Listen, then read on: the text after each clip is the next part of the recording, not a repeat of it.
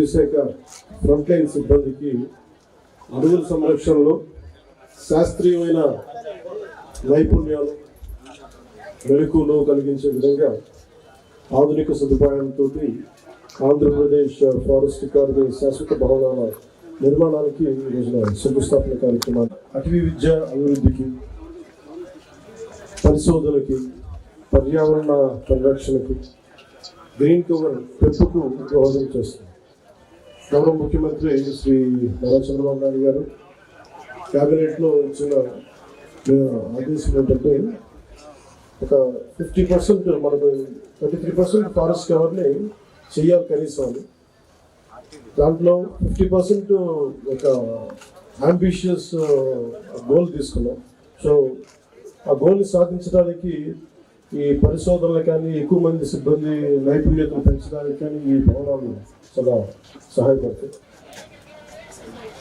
అలాగే ఈ స్థానికంగా ఉపాధి అవకాశాలు కల్పిస్తూ భవిష్యత్తు తరాలకు చాలా ఒక కలుషితం లేని వాతావరణం ఉండాలి, దానికి అందించిన కీలక పాత్ర వహిస్తుంది.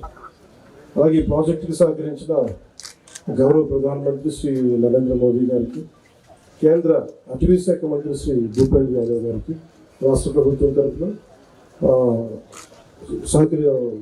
మా ప్రత్యేక కృతజ్ఞతలు, వందనాలు తెలియజేసుకుంటాను. గౌరవ ముఖ్యమంత్రి శ్రీ నారా చంద్రబాబు నాయుడు గారికి కూడా ప్రత్యేక హృదయపూర్వక ధన్యవాదాలు తెలియజేసుకుంటాను.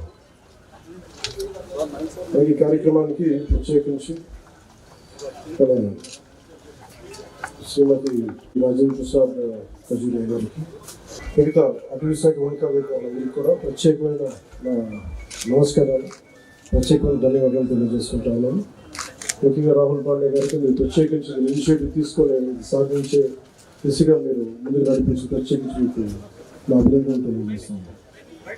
అలాగే ముందు నుంచి ఈ 3 కార్యక్రమంలో 3వ ప్రోగ్రాంగా పాల్గొన్న దాంట్లో జిల్లా ఇన్ఛార్జ్ మంత్రిగా అలాగే మరి భువనేశ్వర్ గారికి, సోమవీర్రాజు గారికి, శ్రీ ఆదిరెడ్డి శ్రీనివాస్ గారికి, దేవరట్ల పుచ్చచౌదరి గారికి, శ్రీ భక్తుల బలరామకృష్ణ గారికి, నల్లగల్లి రామకృష్ణారెడ్డి గారికి,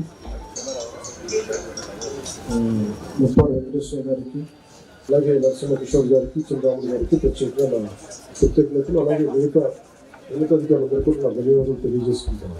థ్యాంక్ యూ.